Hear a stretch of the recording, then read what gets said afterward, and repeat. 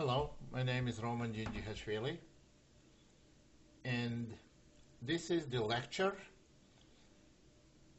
and advice how to play King's Indian defense. Now, there is a lot of theory in King's Indian defense. What am I trying to do here? I'm not trying to challenge the modern theory. For those who play King's Indian and try to explore something new in King's Indian, and for those who were thinking and maybe are thinking of playing King's Indian, but they don't think they are properly prepared. Well, here I'm going to show you a brand new approach to King's Indian, like easy way to play King's Indian. I'm not going to try to challenge most popular variations, because most popular variations you're likely to have your opponents follow all by the book to, in some cases, up to the 25th or 30th move. Here, what we're trying to do, I'm going to introduce you to almost on every system in King's Indian, something different. Something different, but at the same time, very playable. In a lot of openings, if you do something new, has never been played, especially if you are black, the chances are you are going to get pretty bad position. Everything I will recommend may not be the best continuation for black in King's Indian, but it's best in the way that you will play it, you will be prepared for it, and it's not very well known. At least you will know what your plans are, how to play this game, and most of the time this is a lot more important than play every opening by the book according to theory. Every position I will show you is not very well known for black, and every position is very, very playable. So let's start looking for one of the variations of King's Indian. G6, knight c3, bishop g7, e4, d6, knight e2. Knight e2 move was very popular at some time for years, and black always had some problems equalizing. What I want to show you is a way to play against it without touching the main theory, without getting to the main theoretical continuation. And you will get very, very good dynamic play. On 92, if you look at the games, 99% of the time, black castles. That's not what we do. What I recommend to play is c5. Now, and not after castling. If black plays c5, white has practically two ways to play, either d5 or d takes c. Let's see what happens on d takes c. Queen a5 is not a good choice here, so we'll play d takes c, and after queen takes d8, king takes. I don't think white has any advantage at all. Suppose bishop f4, trying to castle long, knight c6, and after castling, bishop d7, and white's knight on e2 is not very well placed, and it's not very clear what to do with this knight. Now suppose knight g3. Now this position is very good position for black. I would say maybe even better for black because of highly unexpected move. Move like knight g4 looks like amateurish move and without sufficient ground, but it's a very, very good move based on concrete reason. Well, f2 pawn is hanging. Well, there's rook d2, e5, attacking the bishop. And now, after e5, white goes bishop e3 and lets us take this bishop. Bishop g5 doesn't change much because after f6, if white goes to e3, we're going to get almost same position. And if white tries f3, then we can simply take on g5 and go knight d4, having clearly superior position. But if bishop goes to e3 right away, this is also very comfortable for black. After knight takes e3, pawn takes, and bishop h6. White has to protect the e3 pawn some clumsy way. Black has two bishops and potentially good square on d4 for knight because e3 pawn is pinned, and bishop e6 also. Black is definitely having some advantage here.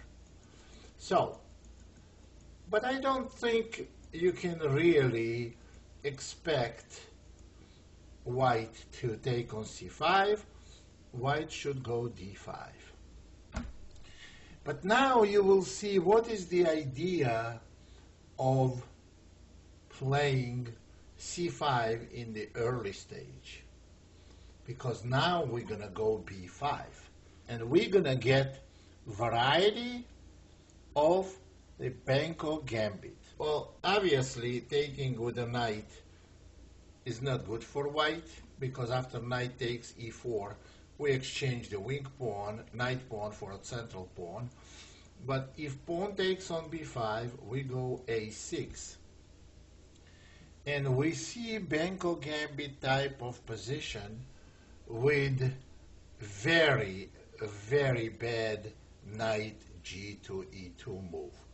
After we finish the theoretical discussion of certain variations of King's Indian, and I will show you some games typical to these particular variations.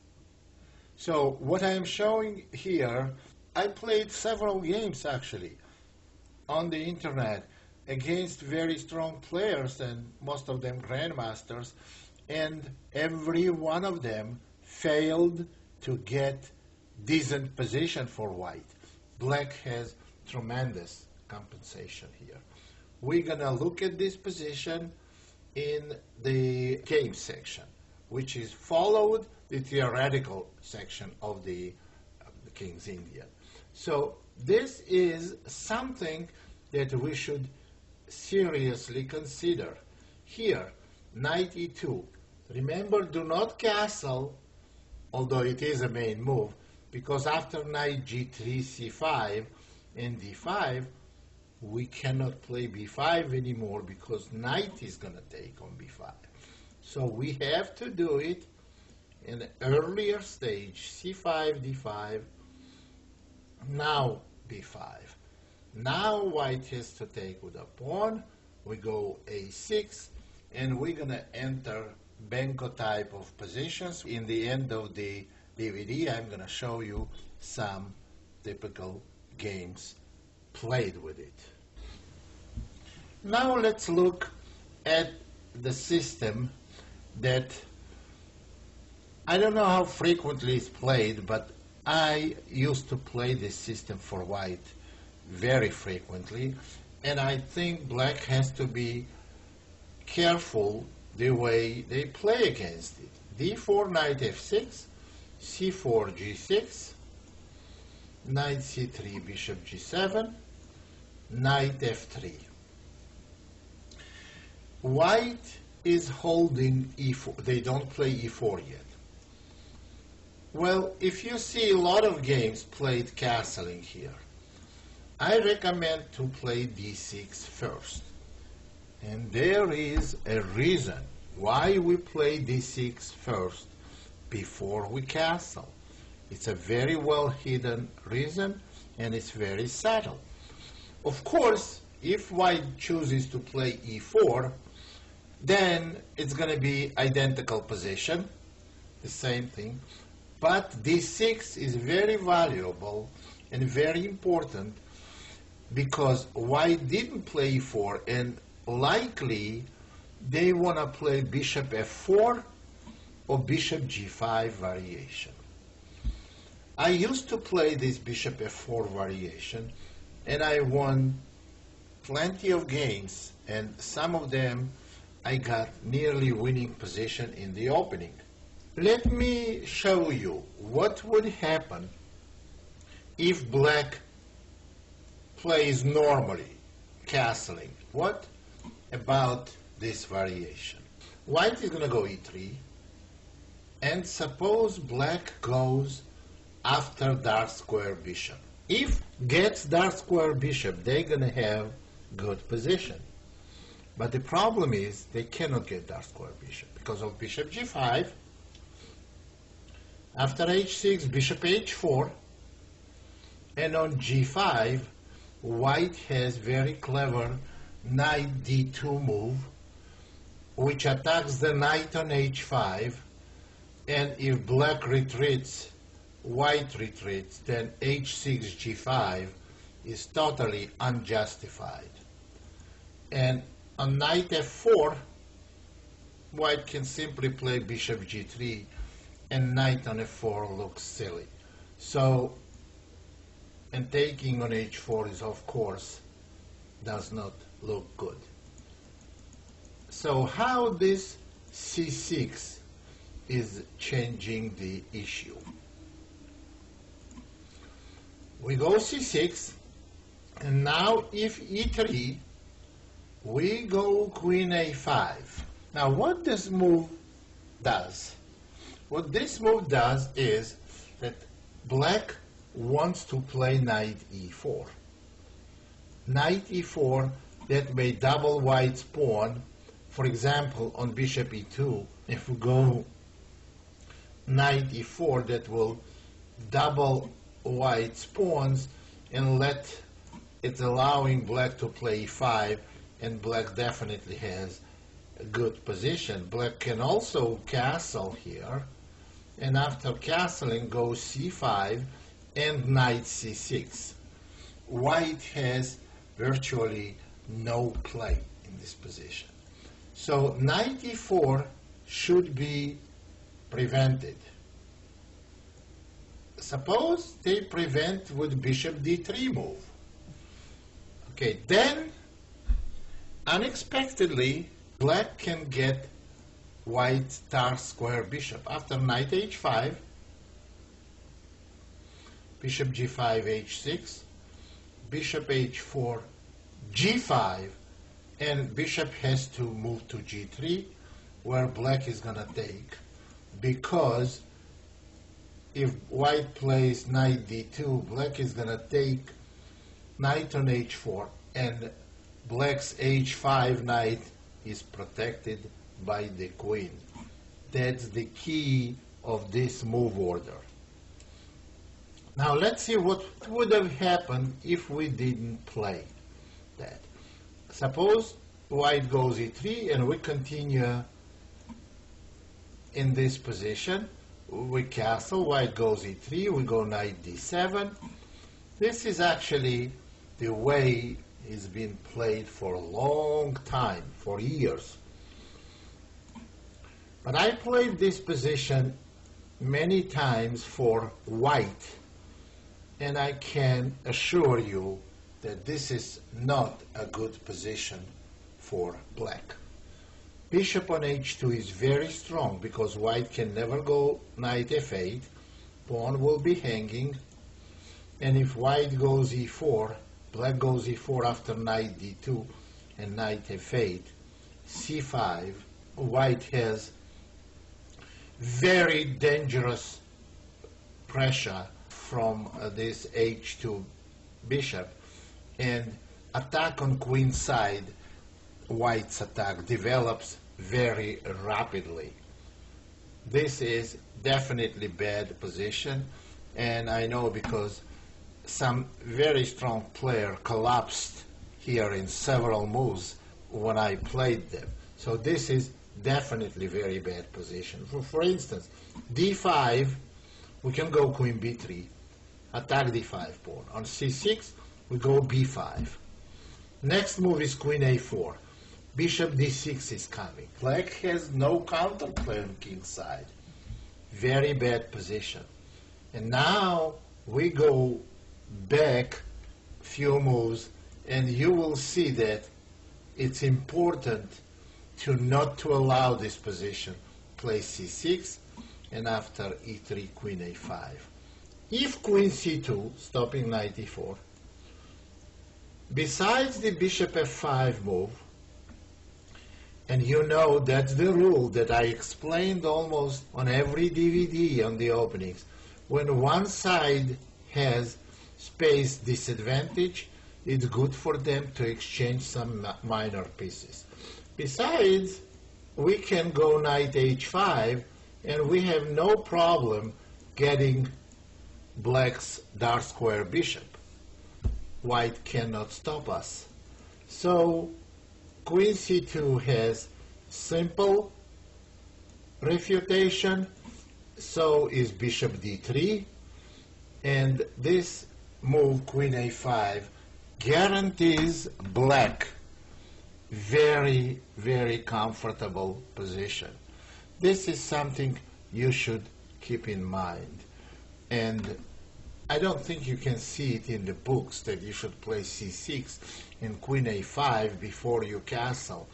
But this is just, I spoke to some great King's Indian players, such as grandmaster that passed away, Boleslavsky, Bronstein, Svislov. I grew up with their instructions, and I inherited from them some knowledge that you can have very hard time picking up from the book. So now I'm here sharing it with you. So this is the way to play against bishop f4. And what is interesting, same approach goes for bishop g5. Bishop g5 has all the similar ideas. Now we go c6, and after e3, queen a5. We definitely want to go knight e4. Now on queen d2, that stops knight e4, we can go bishop g4. Now we are attacking g5 bishop, because after we take on f3, g5 bishop will be loose. And after bishop h4, I think black is doing fine. They can simply take and go queen h5. You see black is doing 5. Same idea, queen a5 works equally well on bishop g5, against bishop g5, and against bishop f4. So this is second observation, a second point that you have to remember. And I'm trying to bring here points that you're going to have very hard time getting from regular books and theoretical publications.